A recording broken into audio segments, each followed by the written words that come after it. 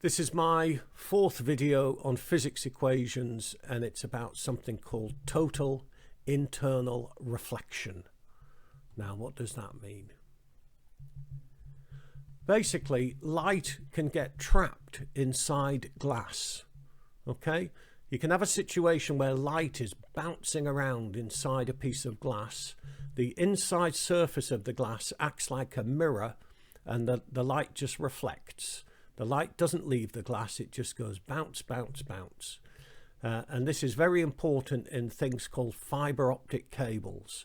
Fiber optic cables are used for carrying signals for the internet.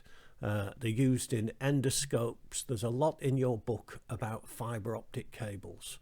But basically what's happening is that light is bouncing around inside a piece of glass, a thin piece of glass.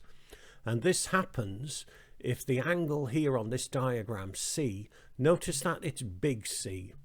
It's not little c. Little c is the speed of light. This is big C. And if this angle is big enough, it's called the critical angle. If the angle is big enough, then we get total internal reflection. The light reflects internally. Here's the equation.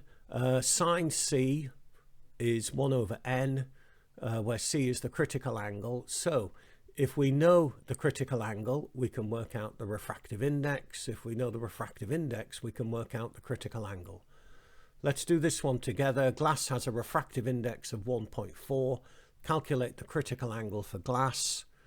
So sine C is 1 over n. So 1 over 1.4 is 0.71. And so C is going to be sine to the minus 1 of 0.71, or shift sine of 0.71, 45.2 degrees. That's the critical angle for this particular type of glass. Here's one for you to do,